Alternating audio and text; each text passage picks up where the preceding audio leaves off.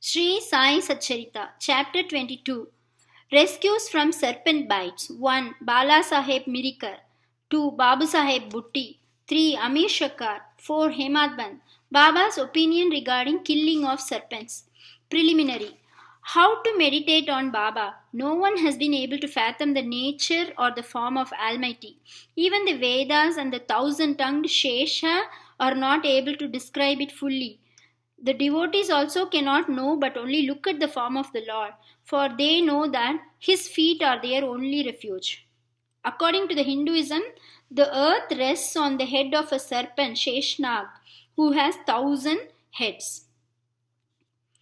The devotees know no other method of attaining the supreme goal of life except meditating on the holy feet.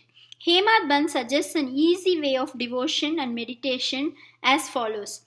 As the dark fortnight of every month wears out gradually, the moonlight also wanes in the same degree, and on the new moon day, we do not see the moon at all. Therefore, when the bright fortnight begins, people are very anxious to see the moon. On the first day, the moon is not seen, and on the second day, she emerges as a thin crescent. Then the people are asked to see the moon through the opening between the two branches of a tree. And when they begin to see through this aperture eagerly, the distant small crescent of the moon comes to their sight. Following this instance, let us see Baba's form. Look at Baba's posture, how fine it is. He is sitting with his legs folded, the right leg held across the left knee. The fingers of his left hand are spread on the right foot. On the toe are spread his two fingers, the index and the middle ones. By this posture, Baba seems to say, if you want to see my true form, be egoless and most humble, and meditate on my toe through the opening between index and middle fingers, and then you will be able to see my light. Now let us turn to Baba's life. Shirdi had become a place of pilgrimage on account of Baba's stay there. People from all quarters began to flock there, and both the rich and the poor began to be benefited in more ways than one. Who can describe Baba's boundless love and his wonderful knowledge and his all-pervasiveness? Blessed is he who could experience these. Sometimes Baba observed long silence, which was in a way his dissertation on Brahma. At other times, he was pure consciousness, bliss incarnate, surrounded by his devotees. Sometimes he spoke in parables, and at other times indulged in wit and humor. At times he was quite calm, and at times he seemed enraged. Sometimes he gave his teachings in a nutshell, at other times he argued at length. Many a time he was very direct. In this way he gave varied instructions to many according to their requirements. His life was therefore inscrutable, beyond the ken of our mind, intellect and speech. Our longing to see his face, to talk with him, and hear his leelas was never satisfied. Still, we were overflowing with joy. We can gauge the showers of rain, capture the wind in a leather bag, but who can measure his leelas? Now we deal here with one aspect of them. That is, how he anticipated or forestalled the calamities of his devotees and warned them in time. Bala Saheb Mirikar. Bala Saheb Mirikar, son of Sardar Kaka Saheb Mirikar, was Mamlatar of Kopargaon. He was going on tour to Chitali. On the way, he came to Shirdi to see Sai Baba. When he went to the masjid and prostrated himself before Baba, the usual conversation regarding health and other matters commenced. When Baba sounded a note of warning, "Do you know our Dwarka Mai?" As Bala Sahib did not understand, he kept quiet. Baba continued, "This is our Dwarka Mai, where you are sitting. She wards off all dangers and anxieties of the children who sit on her lap. This Masjid Mai, its presiding deity, is very merciful. She is the merciful mother of the simple devotees, whom she will save in calamities. Once a person sits on her lap, all his troubles are over. He who rests in her shade gets bliss." Then Baba gave him Udi and placed his hand on his head. When Bala Sahib was about to depart, he again said, "Do you know the Lamba Baba, long gentleman, that is serpent?" and then closing the left fist, he brought it under the right elbow and moving his left arm like the hood of a serpent, said, "He's so terrible, but what can he do to the children of Dwarkamai?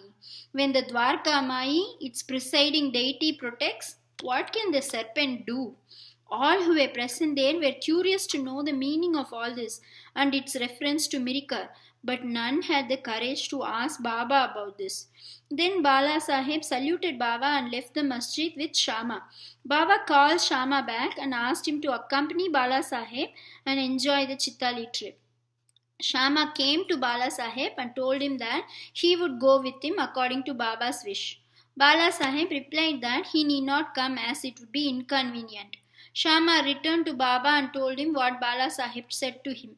Baba said, "All right, do not go. We should mean well and do well. Whatever is destined to happen will happen." In the meanwhile, Bala Sahib thought it over again and calling Shama, asked him to accompany him. Then Shama went again to Baba and after taking his leave, started with Bala Sahib on the Tonga. They reached Chitali at 9 p.m. and encamped in the Maruti temple. The office people had not come, so they sat in the temple talking and chit-chatting. Bala Sahib was sitting on a mat reading a newspaper. His Uparani, upper dhota, was spread across his waist and on it a snake was sitting unnoticed. It began to move with a hissing sound which was heard by the peon. He brought a lantern, saw the snake and raised an alarm. "Serpent, serpent!"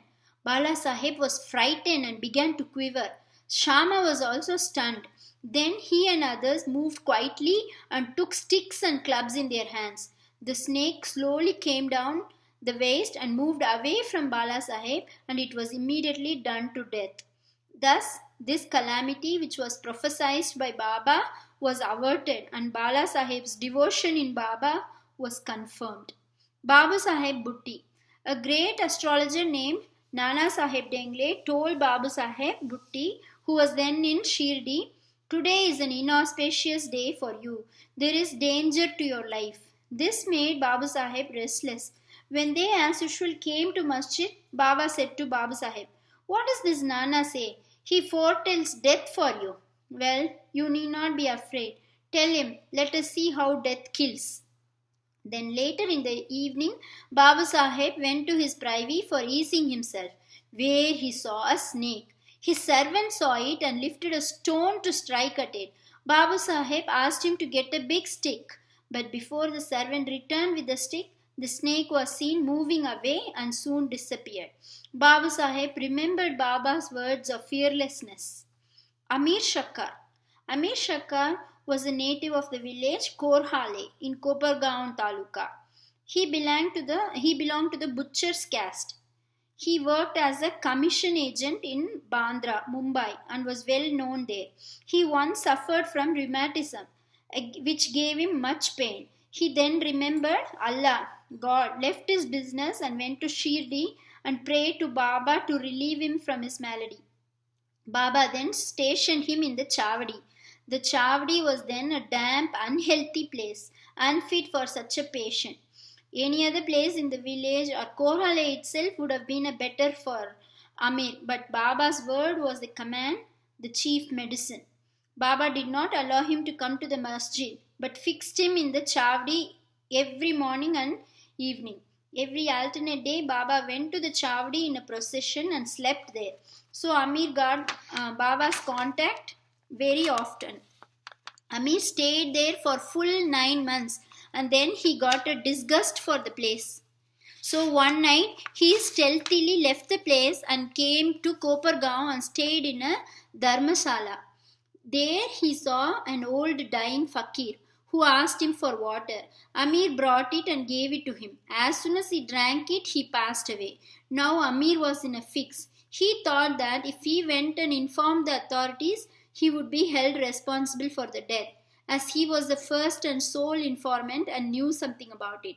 He repented for his action, that is, leaving Shirdi without Baba's permission, and prayed to Baba. He then determined to return to Shirdi, and same night he retreated, remembering and muttering Baba's name all the way, and reached Shirdi before daybreak and became free from anxiety. Then he lived in the Chavdi in perfect accordance with Baba's wishes and orders and got himself cured. One night it so happened that Baba cried at midnight, "Oh Abdul, some devilish creature is dashing against the side of my bed." Abdul came with a lantern, examined Baba's bed but found nothing. Baba asked him to examine carefully all the place and began to strike the ground with his satka. Seeing this Leela of Baba, Amir thought that Baba might have suspected some serpent there. Amir could know by close contact with Baba the meaning of his words and actions. Baba then saw near Amir's cushion something moving. He asked Abdul to bring in the light, and when he brought it, he saw the serpent coiled up there, moving its head up and down. Thereupon, the serpent was immediately beaten to death. Thus, Baba gave timely warning and saved Amir's life. Hemad Band, Scorpion and Serpent.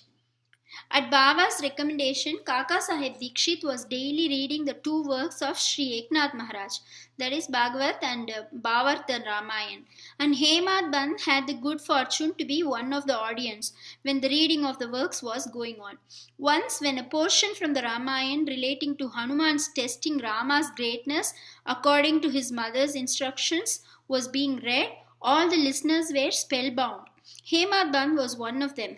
A big scorpion, none knew where it came from, jumped and sat on the right shoulder of Hemad Band, on his Uparani, upper dhotar. First it was not noticed, but as the Lord protects those who are intent on hearing his stories, he casually cast a glance over his right shoulder and noticed it. It was dead silence, not a bit moving here or there. It seemed as if it also enjoyed the reading. Then, by the Lord's grace, Hemad Band, without disturbing the audience, took the two ends of his dhotar, folded them, and brought them together, enclosing the scorpion within. Then he went out and threw it in the garden. Number 2. On another occasion, some persons were sitting in the upper floor of Kaka Sahib's Vada just before nightfall when a serpent crept through a hole in the window frame and sat coiled up. A light was brought. Though it was first dazzled, yet it sat still and moved its head up and down. Then many persons rushed there with sticks and cudgels, but as it sat in an awkward place, no blow could be dealt. But hearing the noises of men, the serpent went out hastily through the same hole. Then all the persons present there felt relieved. Baba's opinion. One devotee named Muktaram then said that it was good that the poor creature escaped. Hemad Band challenged him, saying that serpents should better be killed. There was a hot discussion between them, the former contending that serpents and such creatures should not be killed, the latter that they should be. As night came on, the discussion came to an end without any decision being arrived at.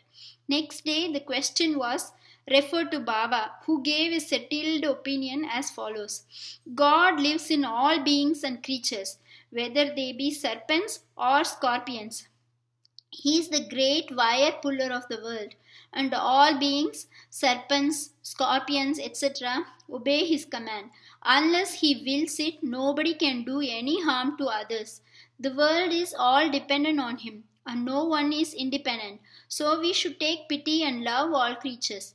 Leave off killings and be patient. The Lord, God, is the protector of all. Bow to Sri Sai. Peace be to all.